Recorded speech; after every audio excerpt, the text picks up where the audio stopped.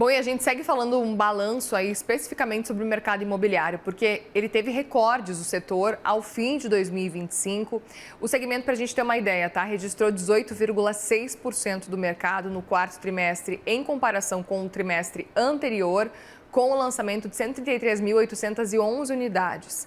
Em 2025, o mercado imobiliário brasileiro registrou um valor geral aí de lançamento de 292 bilhões de reais, montante de 10,6% superior, inclusive registrado em 2024.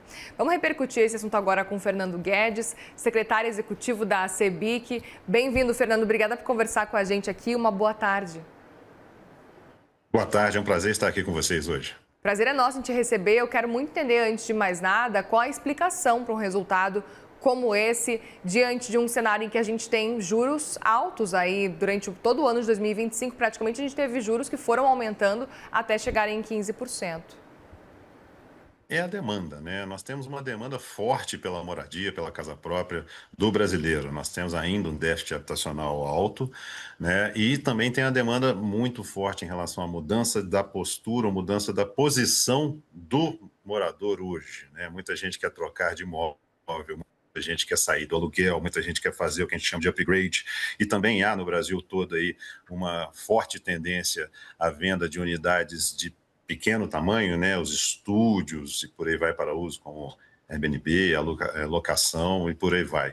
Então nós temos uma demanda muito forte, né, que mesmo diante de uma taxa de juros elevada, né, encoraja o comprador a buscar no imóvel, né, a sua segurança para a sua vida.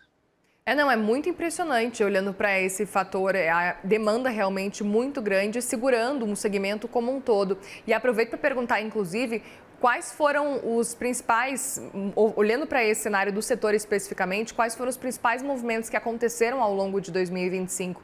Minha Casa Minha Vida, a gente pode falar que foi o grande destaque desse ano que passou? Com certeza. Minha Casa Minha Vida corresponde a 50% do valor dos produtos vendidos no ano de 2025 e também lançados, né? Houve um investimento muito forte, né, um esforço muito forte do governo na contratação de novas unidades no Minha Casa Minha Vida durante o ano de 2025, né? Houve muitas entregas aí nesse segmento e em alguns estados e cidades o percentual de vendas dentro do Minha Casa Minha Vida é muito forte, como São Paulo, por exemplo, né? E também houve um incremento de alguns mercados que antes estavam meio devagar, se podemos dizer assim, em relação à Minha Casa Minha Vida, como a região norte, né, a própria região nordeste, com um incremento muito grande de unidades entregues, o que realmente dá esse destaque para o programa Minha Casa Minha Vida dentro do panorama como um todo do mercado imobiliário 2025. E o quanto que esse crescimento que a gente viu em 2025 pode ser até atribuído a uma demanda reprimida dos outros anos? Como eu disse, a demanda é muito forte do setor, Sim. né? Ainda há um déficit habitacional muito grande no Brasil, perto de 6 milhões de moradias, mesmo com todas essas grandes entregas, especialmente a partir do ano de 2023, né? Com a readequação do programa Minha Casa Minha Vida. Mas o fato é que o brasileiro quer a sua casa própria, quer a segurança da sua casa própria. O brasileiro tem enxergado no imóvel um investimento seguro, que inclusive rende acima, né, valoriza acima dos principais indicadores, como inflação, né, e às vezes até alguns de investimento, e por aí vai. E isso estimula o brasileiro mesmo em cenário de juros altos. Como eu disse, se os juros abaixassem, qual é que é a nossa expectativa para 2026, inclusive, já inclusive encaminhada pelo governo, pelo Banco Central, e por aí vai, a gente há uma possibilidade aí sim de ter um incremento maior ainda na oferta desses imóveis para esse cidadão que demanda tanto ter a sua casa própria. Pois é, e eu até queria entender se esse crescimento foi especificamente por causa da demanda, foi por causa do aumento de volume ou até por uma valorização dos imóveis. A gente pode talvez colocar esses dois pontos caminhando juntos ou não? Podemos sim, podemos, né? Porque o imóvel é investimento seguro, o imóvel não desvaloriza e, pelo contrário, nos últimos anos ele só tem valorizado, né? Só tem valorizado. E, ao mesmo tempo, essa aplicação da política habitacional brasileira, tanto com o Minha Casa Minha Vida já colocado, com investimentos recordes, com contratações recordes, mas também agora com a readequação do SBPE, do Sistema Financeiro da Habitação também, em relação à realocação dos recursos de poupança, que pode trazer, agora em 2026, já há a expectativa de inserção de um valor significativo no mercado do que a gente chama de média renda, né? Então, essa correlação entre a valorização do imóvel e a oferta de crédito, mesmo com um crédito caro ainda por conta dos juros altos, isso estimula o comprador a buscar, como eu disse, né, a sua casa própria, o seu investimento em imóveis. Perfeito. Outro ponto também, Fernando, para a gente entender um pouco mais. Você falava agora há pouco sobre Minha Casa Minha Vida, que respondeu mais da metade dos lançamentos do ano passado especificamente. Queria entender se o mercado, na sua avaliação, pode estar excessivamente dependendo do Minha Casa Minha Vida ou não. Não necessariamente, porque o Minha Casa Minha Vida está vindo de um programa extremamente estruturado, muito bem estruturado e com recurso disponível do FGTS, né? Esse ano nós estamos falando um orçamento de 144 bilhões de reais para colocação no programa Minha Casa Minha Vida especificamente. Então, como há essa estruturação e essa oferta bem organizada, digamos assim, é óbvio que o Minha Casa Minha Vida ia tomar um espaço, ia alcançar um espaço muito relevante no mercado imobiliário brasileiro. Isso somado à demanda, que principalmente das famílias de baixa e média renda, era muito maior por conta do déficit habitacional. Mas o restante do mercado, somente a alta renda está muito bem posicionada hoje.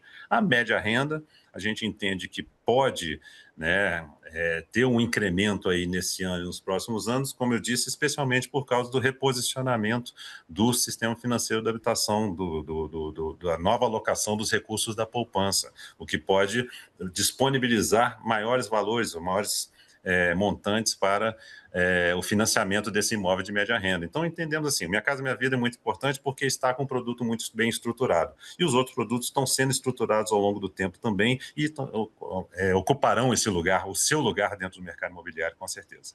Perfeito. E quando a gente olha para as pesquisas especificamente entre os entrevistados ali para entender um pouco mais sobre o comportamento de compra, a gente percebe que a metade dos entrevistados pretendem comprar um imóvel. Eu queria entender se na sua avaliação o principal motivo a gente percebe inclusive na pesquisa é sair do aluguel, mas se esse aumento dos aluguéis acabou no fim das contas pressionando, fazendo com que as pessoas queiram comprar o seu apartamento, a sua casa por causa do aumento do preço dos aluguéis. É tudo dentro de uma conjuntura, né? Uhum.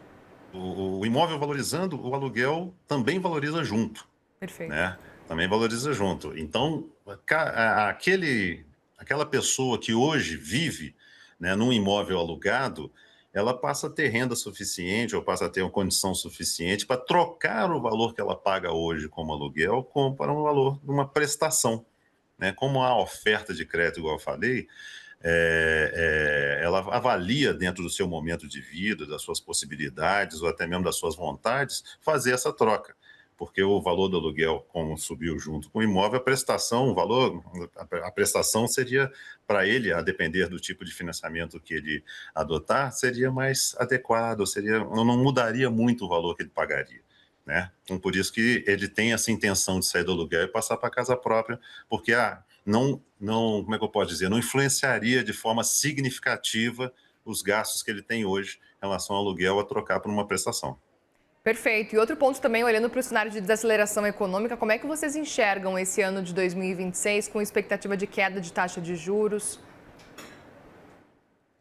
O ano 2026, considerando, né, igual eu falei também, né, o que já foi alocado como orçamento do FGTS para fins de colocação no programa Minha Casa Minha Vida, que é recorde, 144 bilhões de reais.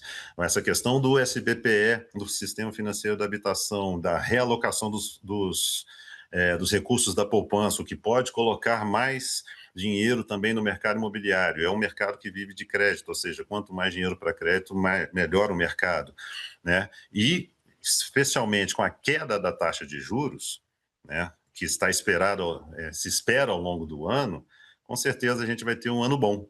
Nós acreditamos sim em ter um ano bom, um ano parecido com 2024, que, como você disse, 2025, perdão, que foi um ano de recordes, né? Tudo bem que se você tem um recorde é mais difícil bater esse recorde na sequência, mas com certeza vai ser um ano positivo para o setor da construção. Então, com muita expectativa em relação a esse cenário macroeconômico, especialmente em relação à queda de juros.